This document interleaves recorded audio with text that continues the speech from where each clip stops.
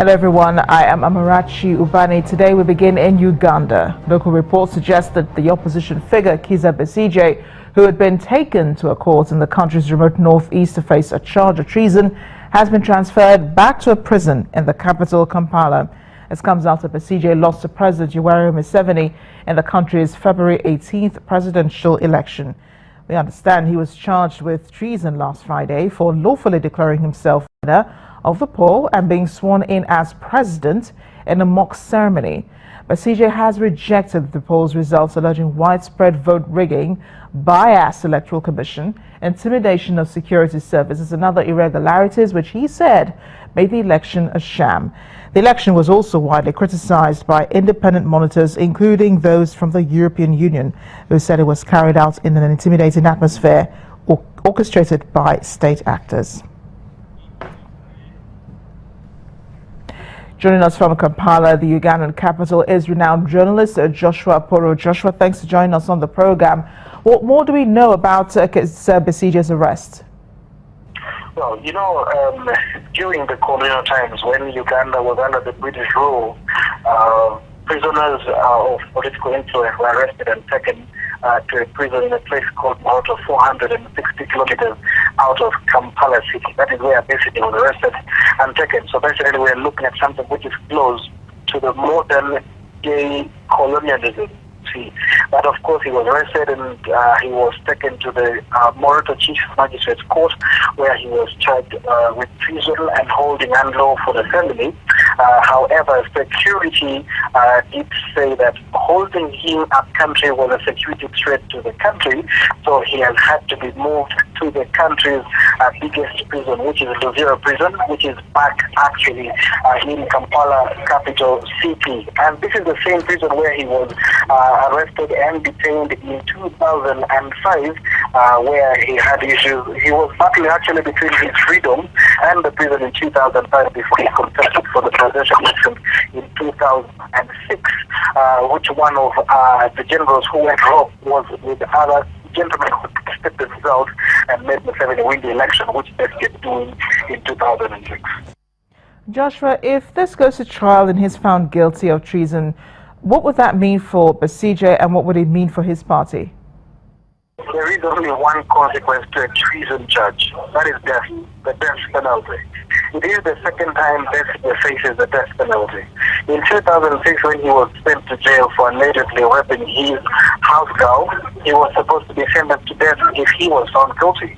Now, if he is found guilty of treason charges, then once again, he will be sentenced to death. We are all hoping it does not come to this.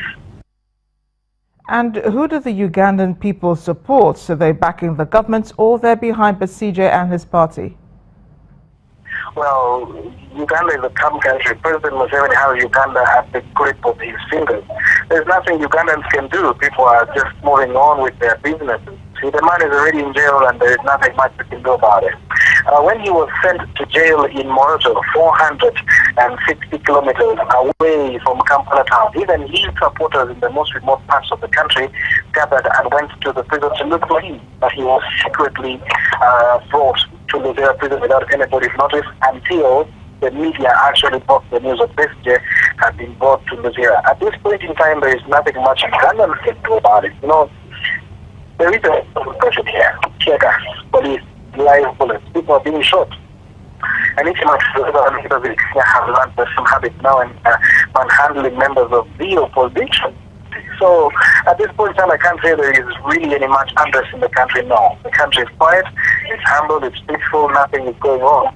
I'm just waiting to see what happens on the day when they decide to bring him to court for hearing all the mentions of his case.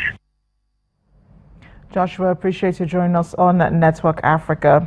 We turn to Libya now, where security talks ended yesterday. The outcome of that meeting, the United States and other world powers saying they're ready to arm the Libyan unity government to help fight the Islamic State. Well, here's more about what we know about that decision. The Libya security talks appear to have been relatively successful. After talks with the head of Libya's Government of National Accord, GNA, Major powers are ready to consider demands for exemptions from a United Nations arms embargo to help establish the new unity government's authority over the country. Speaking after the meeting on Monday, May the 16th, British Foreign Secretary Philip Hammond explained that Libya also requested for support and capacity building of the country's Coast Guard. The government is already offering bilateral technical support to the new Libyan government, and today we've heard a clear request from the Libyan Prime Minister for supporting capacity building of the Libyan Coast Guard, which will address Libyan concerns about smuggling and insecurity on their border, but will also address European concerns about illegal migration. Despite the fact that the United States has already conducted airstrikes against the Islamic State, Western powers have ruled out a military intervention.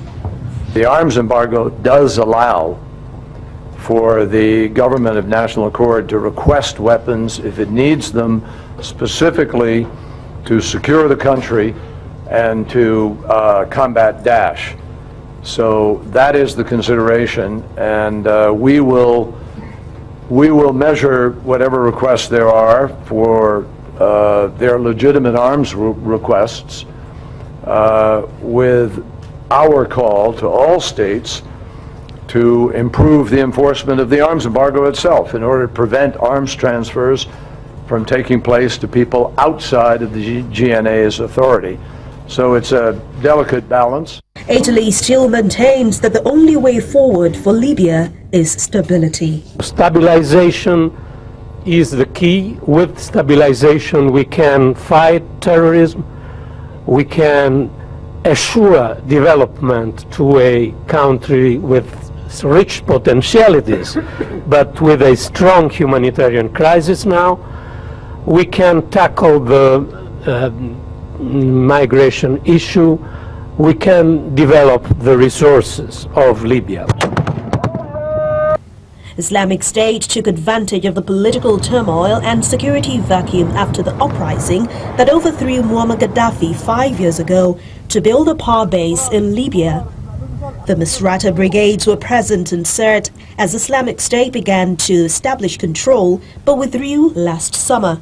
Even though it has struggled to win support and hold territories in parts of Libya, Islamic State controls a strip of more than 250 kilometers, that's about 155 miles of Libya's central coastline, from which it has launched attacks to the east, west and south.